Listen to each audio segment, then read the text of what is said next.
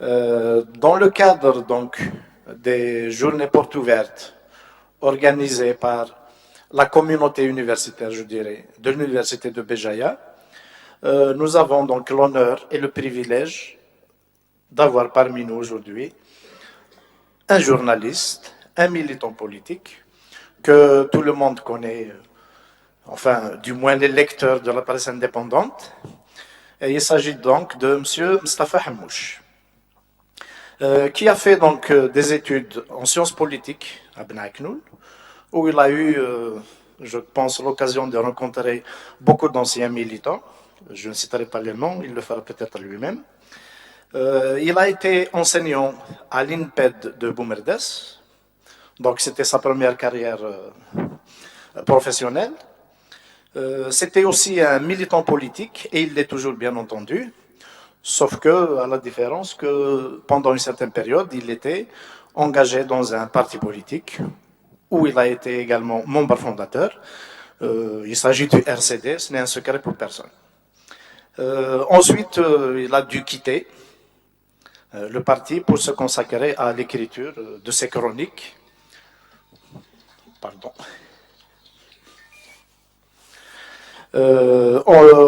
Monsieur Mustafa Hamouche a travaillé comme journaliste au quotidien Le Soir d'Algérie dans un premier temps, avant de rejoindre la rédaction de Liberté de 2001 à ce jour. Donc il va nous exposer aujourd'hui sa vision des événements que nous vivons en ce moment. Et donc je lui laisse la parole.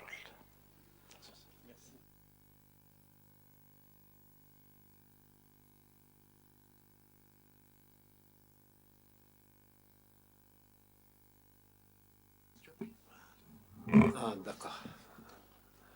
Donc, quand on m'a demandé de tenir une conférence à l'université de Bjaya, j'ai été un peu inquiet parce que il s'agissait d'aborder la situation politique de l'Algérie, l'actualité. Et donc, j'ai eu des difficultés à prévoir un sujet et une conférence à l'avance, tellement les choses vont vite.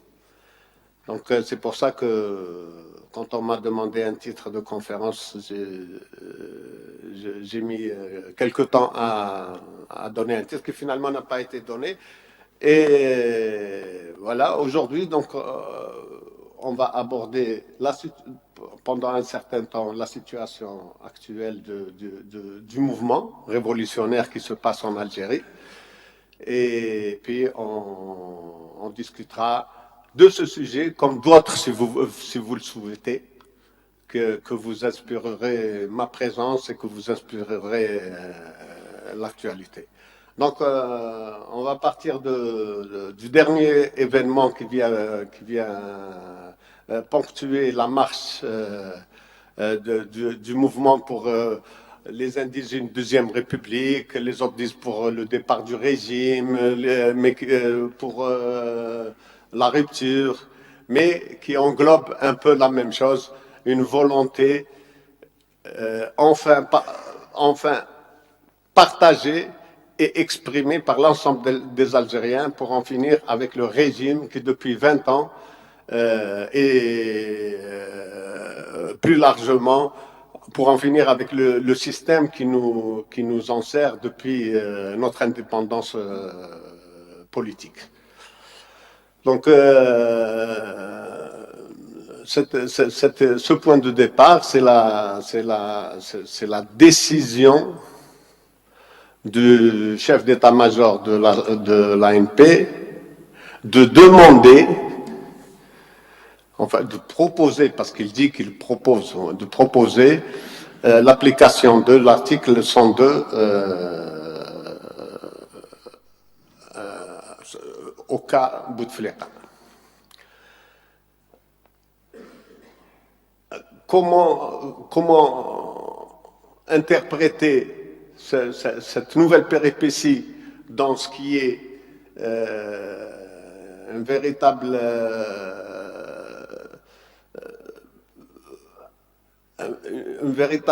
rapport, développement de rapports de force entre la population et le régime, entre le peuple et le régime.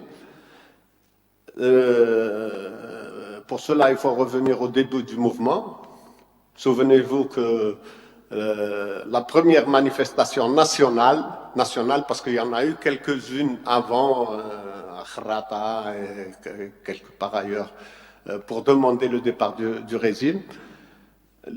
Pendant la première semaine, le pouvoir n'a pratiquement pas réagi et est resté sur sa position d'organisation des élections avec une candidature pour le 5e mandat de Bouteflika. Mais après la marche du 8 mars, le gouvernement a fait une première concession en promettant de ne pas aller au bout du mandat présidentiel, du 5e mandat.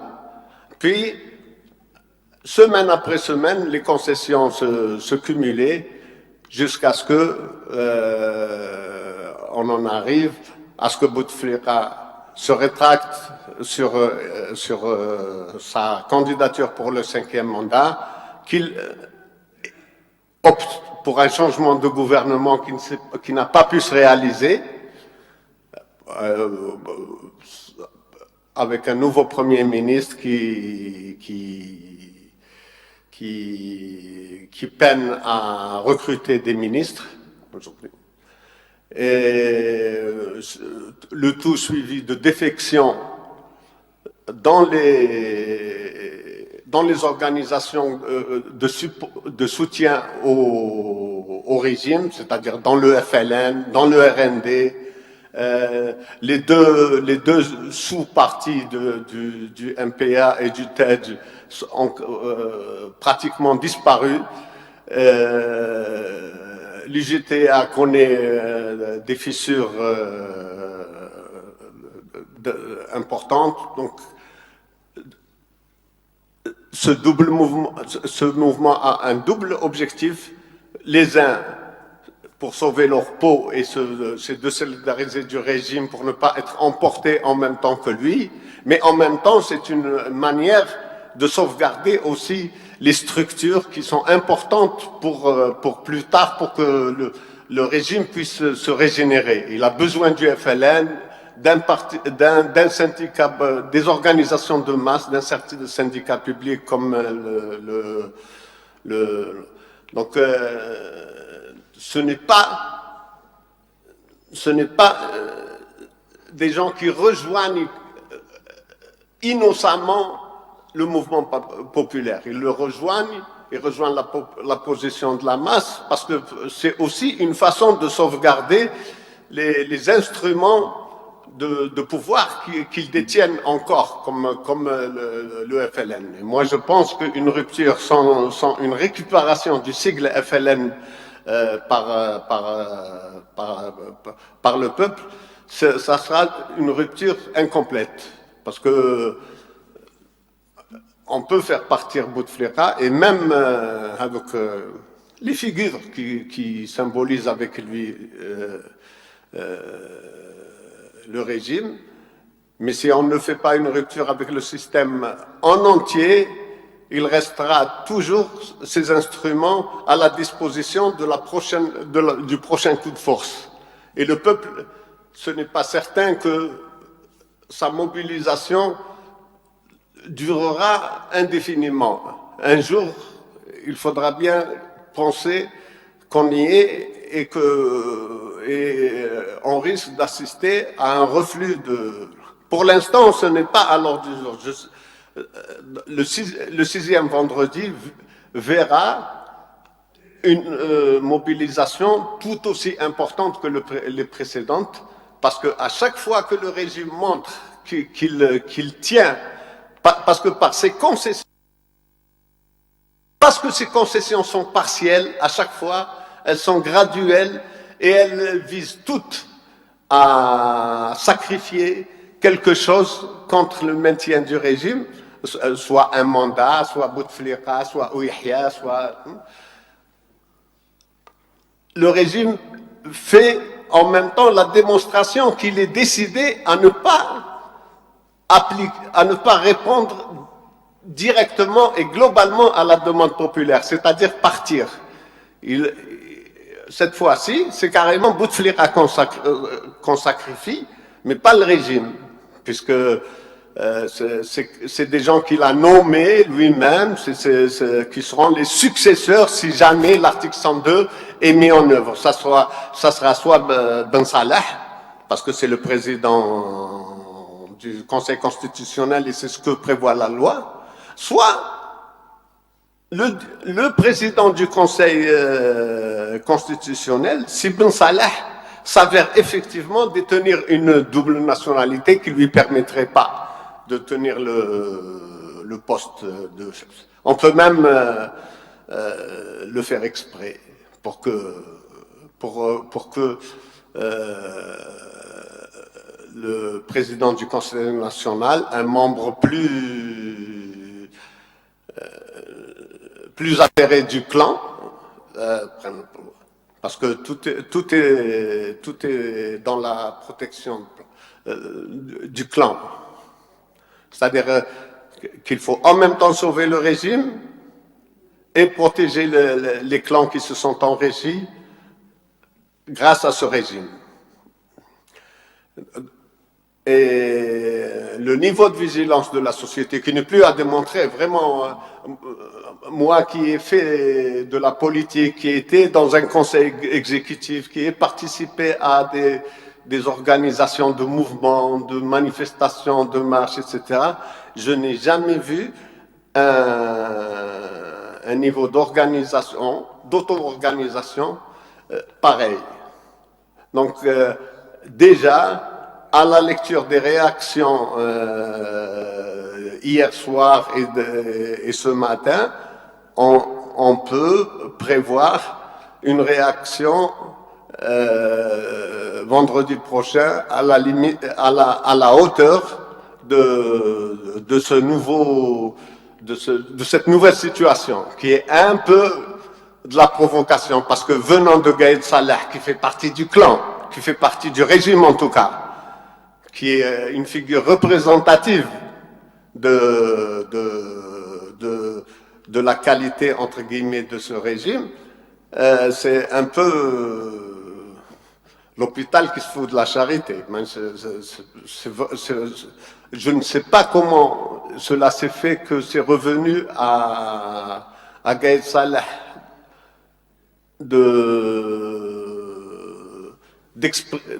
d'annoncer ce choix, et on ne sait pas encore si c'est son choix ou si c'est un choix de consensus.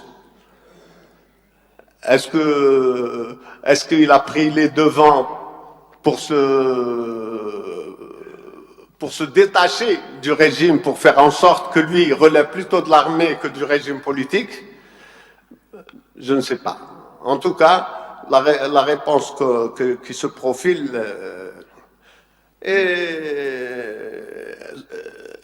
ce dialogue risque de durer longtemps. Dialogue entre guillemets, parce que le régime fait les concessions qu'il peut et qui lui permettent de survivre à cette révolution, et le peuple répond par la résolution de rupture, sous des slogans différents, la fin du système, la fin du régime, des choses comme ça. Et ça risque de durer longtemps, ça va demander aux Algériens un niveau de résistance élevé, parce que ça se fera pas très vite. On verra plus clair d'ici le 28, parce que ils seront bien obligés d'appliquer soit de répondre, soit de montrer définitivement qu'il n'y a pas de réponse au mouvement. le régime aussi est en train d'apprendre à répondre à un mouvement qu'il n'avait jamais envisagé. C'est un mouvement inédit en Algérie par son caractère massif, son caractère pacifique, son caractère unitaire, son caractère. Les Algériens ont fait une révolution d'abord sur eux-mêmes. Dans la façon de mener c'est une véritable révolution anthropologique. Ils se sont définitivement mis dans une situation, dans une position d'autonomie collective que le régime ne sait pas gérer. D'autant plus qu'ils ont de nouvelles. Les Algériens, j'ai l'impression, moi-même qui suis journaliste, j'avais pas vu arriver cette évolution de la jeunesse algérienne. J'ai été intrigué d'abord qu'à l'époque du Daesh, l'Algérie a été un des plus petits fournisseurs de soldats terroristes, alors qu'avant, depuis l'Afghanistan, les Algériens étaient aux premières loges quand il s'agit d'aller renforcer les projets aventuriers des islamistes. Et pour la Syrie, on a été le pays dit arabe qui a fourni le moins de terroristes. Donc il y a un reflux de la thèse terroriste, de la thèse islamiste hégémonique, de la thèse de l'État islamique, etc., dans la pensée des jeunes Algériens. Il y a aussi une nouvelle culture grâce à Internet. Les jeunes Algériens s'informent directement dans des sources plus crédibles que nos télévisions, nos journaux, nos discours locaux. Il y a aussi cette capacité d'organisation, de coordination, d'information qui a fait qu'aujourd'hui, un mouvement peut s'auto-organiser, peut communiquer en interne. Le 22 février, je suis passé à 11 heures au centre-ville d'Alger, on voyait aucun signe Et puis, on ne sait d'où sont sortis tout ce monde. Et puis, on apprend que ça se passe ainsi à Tizi, à Annaba, à Oran, etc. Donc, le mouvement s'est tout de suite solidarisé et on s'est aperçu qu'on est dans un mouvement national. En quelques heures, l'Algérie était en révolution. Sans Facebook, ce n'aurait pas été possible. On aurait réprimé par-ci, réprimé par-là, on serait cru chacun se serait cru dans l'isolement. Et donc le régime ne sait pas comment répondre. Mais ce qui est sûr, c'est que sa réponse toujours visera à sauver le régime et à faire en sorte que les clans ne tombent pas comme ça soudain sous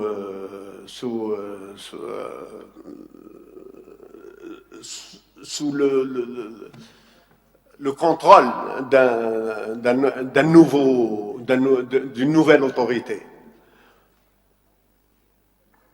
Il reste la question qu'on nous pose, où est-ce qu'on, comment on va faire, on n'est pas représenté, etc. Je pense que le temps réglera cette question de la représentation. Je crois que le mouvement saura trouver en lui-même les ressources pour se faire représenter. Donc, en conclusion, pour passer à une vraie discussion, au vu de la nature des réactions du régime, le combat sera encore difficile et long. Mais d'un autre côté, au vu de cette nouvelle révolution mentale qu'on fait sur eux-mêmes les Algériens, et au vu de la résolution et de la précision de leur objectif, de leur demande, je pense que cette fois-ci, les Algériens pourront initier la relance d'une autre république, dans le sens où plus jamais un pouvoir ne pourra gérer sans compter, comme on l'a fait jusqu'ici, sur la vie du peuple, sur la volonté populaire. Voilà pour l'instant, je voulais introduire ce débat par ces quelques mots et je vous donne la parole. Pas seulement... Merci Mustafa pour